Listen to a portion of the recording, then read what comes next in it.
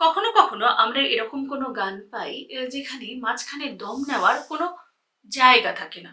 For example, বিকশিত প্রীতি কুসুম হে,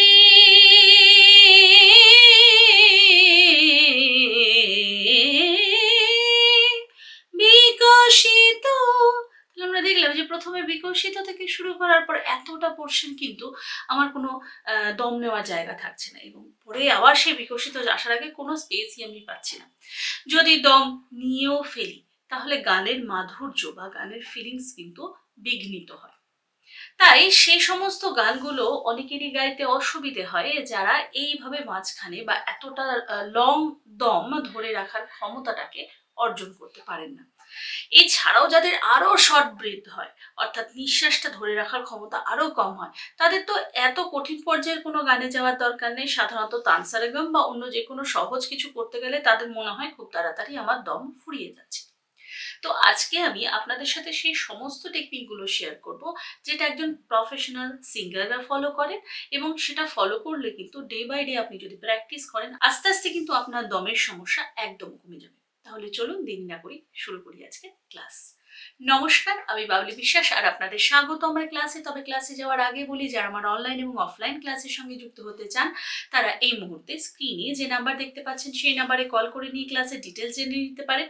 এছাড়া এটি হোয়াটসঅ্যাপ নাম্বার, এই নাম্বারে নিজেদের নাম, বয়স এবং স্কেল জানিয়ে অ্যাজ এ স্টুডেন্ট নিজেকে এন্ট্রি করতে পারেন। যথাসময়ে আমার সহকারী আপনাদের সঙ্গে যোগাযোগ করে নেবে। আজকে আমরা যে বিষয়গুলো আলোচনা করব সেটা হলো ডায়াফ্রামেটিক ব্রিদিং। এটা কিভাবে করতে হয় সেটা আমরা জানবো। এর সাথে আমরা কিভাবে নিজের ব্রিথকে কন্ট্রোল করতে পারি, নিজের নিঃশ্বাসকে কন্ট্রোল করতে পারি সেই এক্সারসাইজ আমরা শিখবো। এবং আমরা শিখবো এর সাথে হামিং এক্সারসাইজ এবং অবশ্যই রাইট পশ্চার। এবং আরো আমরা প্র্যাকটিস করব কিভাবে আমরা যখন কোনো লং কোনো কিছু গাইছি তখন শর্ট ব্রিথ আমরা কি টেকনিকে নিতে পারি। তো এই বিষয়গুলো আজকে আমরা অবশ্যই কিন্তু আলোচনা করব। তো প্রথমেই আসি ডায়াফ্রামেটিক ব্রিদিং এক্সারসাইজ। এটা হচ্ছে নিঃশ্বাস নেওয়ার সঠিক পদ্ধতি। সাধারণত দেখা যায় যে আমরা যখন নিঃশ্বাস নিই আমাদের চেস্টটা খোলে, অর্থাৎ চেস্টটা আমরা ফিল করি যে এক্সপ্যান্ড হচ্ছে, কিন্তু আমাদের উচিত হচ্ছে, আমাদের কল্পনা করা উচিত হচ্ছে যে আমাদের পেটটা যেন খোলে অনেকটা।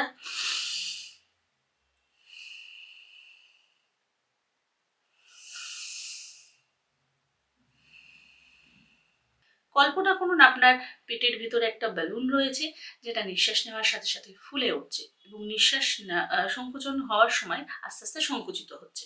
তো এটাকে রোজ প্র্যাকটিস করবেন যখনই আপনি রেয়াজে বসবেন। তো রেয়াজে বসার সময় প্রথম কাজ হচ্ছে আপনার সঠিকভাবে ডায়াফ্রামেটিক ব্রিদিং প্র্যাকটিস করা। ফুল নিঃশ্বাস নিন। ফুল নিঃশ্বাস যখন নেবেন তখন হোল্ড করুন এবং ধীরে ধীরে রিলিজ করুন। এবং রিলিজ করার সময় খেয়াল রাখবেন যেন পেট সংকুচিত হয়। এইভাবে অন্তত প্রত্যেক দিন 5 মিনিট সময় দিন এবং এই ডায়াফ্রামেটিক ব্রিদিং এক্সারসাইজ প্র্যাকটিস করুন। এতে আপনার শ্বাস নেওয়ার যে ক্ষমতাটা সেটা ধীরে ধীরে বাড়বে, অনেকখানি ফুসফুসে নিঃশ্বাস নেওয়ার ক্যাপাসিটি তৈরি হবে। তো এটাই হচ্ছে সঠিক নিয়ম যেভাবে আপনার নিঃশ্বাস নেওয়া উচিত। তো এটা আপনার প্র্যাকটিস করার পর আপনি যেটা করবেন সেটা হচ্ছে ব্রেথ কন্ট্রোল। তো এটা আমরা করতে পারি সায়ের রেয়াজের মধ্যে দিয়ে। তো সা কথাটা আমরা বলবো বা সা শর্টটা আমরা গাইবো। তো ফুল আমরা এটাকে নিঃশ্বাসটা নিয়ে নেব সা,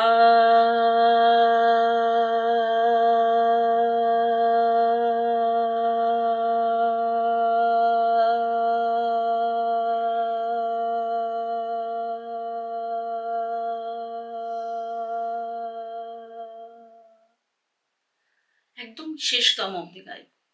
কিন্তু এটা করতে গিয়ে যে জিনিসটা আমরা ফলো করব সেটা হচ্ছে যে আমি ফুল দম নিলাম সা, খুব তাড়াতাড়ি আমি সমস্ত দম রিলিজ করে দিলাম, তাহলে কিন্তু হবে না। অর্থাৎ আপনার প্রচেষ্টা থাকবে যে আমি সা গাইছি তো ঠিকই, কিন্তু আমার যেন নিঃশ্বাস খুব তাড়াতাড়ি রিলিজ না হয়ে যায়, বেরিয়ে না যায়, এবং সেটাকে ধীরে ধীরে ছাড়া। আবার আমি আরো আরেকবার দেখাচ্ছি সা,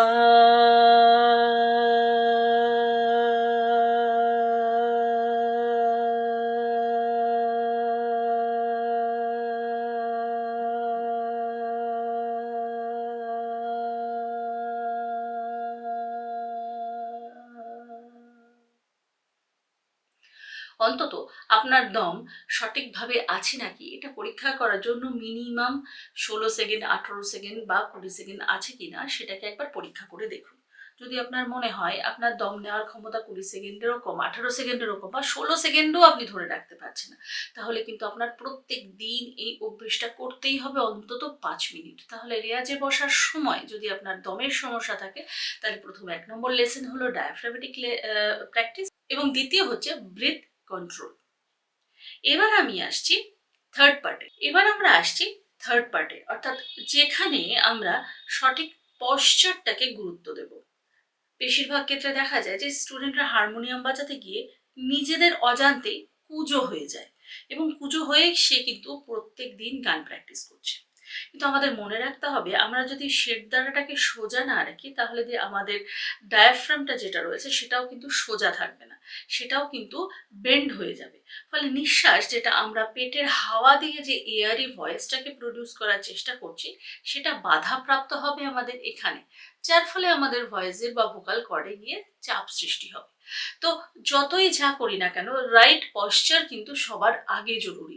তো আপনি যতক্ষণ রেয়াজ করুন সঠিকভাবে শিরদাঁড়াকে সোজা করেই কিন্তু বসতে হবে। প্রথম হয়তো হতে পারে যে অনভ্যাসের ফলে, অর্থাৎ আপনার কুঁজো হয়ে বসা অভ্যেস, তাই বেশিক্ষণ হয়তো আপনি পারবেন না, হয়তো আপনার মনে হবে যে না টনটন করছে পিঠটা, পারছি না। কিন্তু কিছুক্ষণ বা কিছুদিন অভ্যেস করতে করতে আস্তে আস্তে কিন্তু এটা আপনার স্বভাবে পরিণত হবে। তাই যখনই আপনি রেয়াজে বসবেন তখনই আপনি স্ট্রেট ভাবেই বসবেন। তো এটা আপনাকে অভ্যেস তৈরি করতে হবে। এছাড়া স্ট্রেট ভাবে বসাটাও কিন্তু আমাদের উচিত, অর্থাৎ আমাদের কখনোই কুঁজো হয়ে বসাটা উচিত না।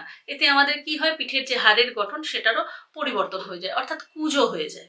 এবার যে বিষয়টি আমি বলবো সেটা হচ্ছে শর্ট ব্রিথ নেওয়া প্র্যাকটিস করা। এমন পজিশন থাকে যেখানে হয়তো আমাদের মাঝখানে দম নেওয়ার কোনো জায়গা থাকে না, এটা ঠিক কথা। কিন্তু এরকম আমরা পজিশনও পাই যেখানে হয়তো লং কিছু গাইতে গেলে, লং হয়তো কোনো তান সরগম গাইছি, সেখানে মাঝখানে মাঝখানে খুব ছোট্ট জায়গা থাকে নিঃশ্বাস নেওয়ার জন্য, কিন্তু আপনার সেই অভ্যেসটা নেই। অর্থাৎ আপনার অভ্যেস হচ্ছে যে পুরো দমটা শেষ হবে তারপর আমি নিব। তো দেখুন যখন আমাদের পুরো দম শেষ হয়ে যায় তারপর যখন আমি নিই তখন এই যে পুরোটা নিয়ে নিলাম এই আওয়াজটা কিন্তু প্রথম কথা তো চলে আসে এবং দেখা যায় যে এতটা স্পেসও নেই, অর্থাৎ আপনি যে এতটা দম নিচ্ছেন এতে আপনার দেখা যাচ্ছে তালটা কেটে যাচ্ছে। তাহলে এটাকে আমরা প্র্যাকটিস করব কি করে? আমি অনেক স্টুডেন্টকে গাইতে শুনেছি যে সা রে গা মা পা ধা নি সা সা নি ধা পা মা গা রে সা। আমি তো এটা ইজিলি গেয়ে দিলাম, কিন্তু দেখা যাচ্ছে যে সা রে গা মা পা ধা নি সা সা নি ধা পা মা গা রে সা এক নিঃশ্বাসে গাইছে এবং শেষে কিন্তু তার অসুবিধা হচ্ছে, তার মানে দমের যে কষ্ট হচ্ছে সেটা তার ফেসিয়াল এক্সপ্রেশনে, তার গায়কের মধ্যেও বা তার গানের মধ্যেও কিন্তু চলে আসছে।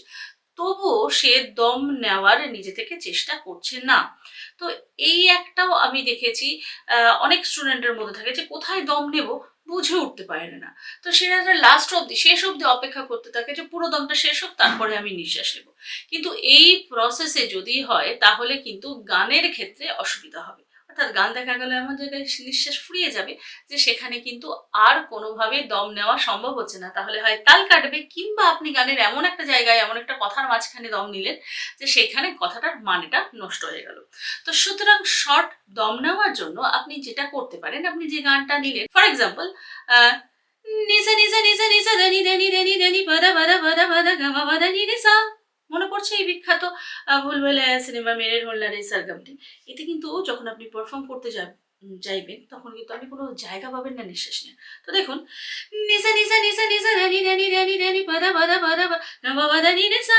দেখুন গায়ের আগে কিন্তু আমি ছোট্ট করে দম নিয়ে নিলাম, নিসা নিসা নিসা নিসা ধানি ধানি ধানি পাদা পাদা পাদা পাদা গামা পাদা নি রে সা পানি নিসা পানি নিসা পানি নিসা পানি গামা পাদা নি রা পাদা নি রা পাদা নিসা। দেখুন একদম লাস্টের যেটা ধাদা নি নিসা সা গা গা নি নিসা সা গা গা সা সা গা গা মামা দাদা গা গা মামা দাদা নি মামা দাদা নি নিসা সা দাদা নি নিসা সা গা। তো মাঝখানে চড়া দম নেওয়ার কিন্তু একটা প্র্যাকটিস আপনাকে রাখতে হবে। এই এই দম নেওয়ার ক্ষেত্রে এটা বড় তানকে নেবেন এবং বড় তানটাকে মানে দ্রুত লয়, অবশ্যই দ্রুত লয়ের কোনো তানকে নেবেন, সেই তানের মাঝে মাঝে কোথায় কোথায় শর্ট দম নেওয়ার জায়গা তৈরি হচ্ছে সেটাকেও খেয়াল রাখবেন। আমি যদি এটাকে আরেকটু ভেঙে বোঝাই, দেখুন নিসা নিসা নিসা নিসা ধানি ধানি ধানি ধানি পাদা পাদা পাদা পাদা গামা পাদা নি রে সা।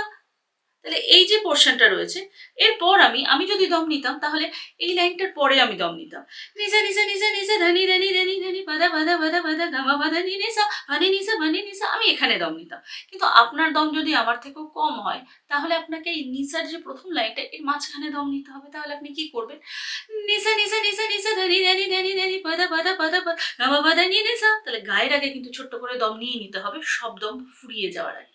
আর সব দম ফুরিয়ে গিয়ে যদি আপনি দম নিতে চান তাহলে কিন্তু এই যে ব্যাপারটা এটা চলে আসবে এবং তালটাও কেটে যাওয়ার একটা সম্ভাবনা তৈরি হবে। আশা করি আমি বোঝাতে পারলাম। তো এইভাবে যেখানে যেখানে আপনার মনে হচ্ছে যে এই লাইনটা, এত বড় লাইনটা আমি একদমে টানতে পারছি না, সেক্ষেত্রে কিন্তু আপনাকে মাঝখানে মাঝখানে স্ল্যাশ দিয়ে নিতে হবে যে এই জায়গায় কিন্তু আমি দম নিতে পারি। গানের ক্ষেত্রে দেখতে হবে একটি ওয়ার্ডের মাঝখানে দম নেওয়া যাবে না, সেটা কখনো পসিবল নয়, কারণ তাতে গানের ওয়ার্ডের যে মিনিং সেটা নষ্ট হয়ে যায়। তো এই কিছু প্রসেস যদি আপনি প্রত্যেকদিন ফলো করেন, এক তো হচ্ছে আপনার ন্যাচারালি আপনার দম ধরে রাখার ক্ষমতাটাকে বাড়ানো, সেটার জন্য আপনি ডায়াফ্রামেটিক প্র্যাকটিস করবেন, আপনি লং নোটের প্র্যাকটিস করবেন, মানে যেটা সাইড রেয়াজ ধীরে ধীরে দম ছাড়ার ব্যাপার যেটা বললাম সেটা প্র্যাকটিস করবেন, এবং অবশ্যই সঠিক পশ্চার হতে হবে, এবং এর সাথে কিন্তু সঠিক ডায়েটও জরুরি। অর্থাৎ খাওয়া দাওয়ার পর সাথে সাথে যদি আপনি বসেন তাহলে সেক্ষেত্রেও কিন্তু আপনার একটা দমের সমস্যা হবে। তো সেটা সাময়িক, যখন আপনি ভরা পেটে থাকবেন তখন সবারই দমের সমস্যা হয়, কিন্তু তার সাথে সাথে ঠিকঠাক ডায়েটও যদি আপনি ফলো না করেন সেক্ষেত্রেও কিন্তু আপনার দমের সমস্যার একটা কারণ হতে পারে। তো সঠিক পশ্চার এবং সঠিক ডায়েটের সাথে সবারই শেষে কিন্তু আপনাকে এইভাবেও দেখতে হবে যে না, আমি কিভাবে শর্টে দমটাকে নিতে পারি, যাতে আমার সমস্ত গান যাতে আমি সমস্ত ধরনের গানকে গেয়ে ফেলতে পারি এবং নিঃশ্বাসের যে অভাব হচ্ছে সেটা যেন আমার চোখে না পড়ে। তাহলে এই ছিল কিছু টেকনিক, যেটা আশা করি আপনাদের ভালো লেগেছে। যদি ভালো লাগে তাহলে অবশ্যই করতে হবে লাইক এবং শেয়ার, এবং আজকে আমার চ্যানেলে যারা নতুন, যারা এখনো আমার চ্যানেলটিকে সাবস্ক্রাইব করোনি, তারা নিচে থাকা সাবস্ক্রাইব বাটনটিকে অন করে দিয়ে অল নোটিফিকেশন অন করে দিতে ভুলবে না। তাহলে আজকে এই পর্যন্তই। সবাই ভালো থাকো, সুস্থ থাকো এবং সঙ্গীতময় থাকো। নমস্কার।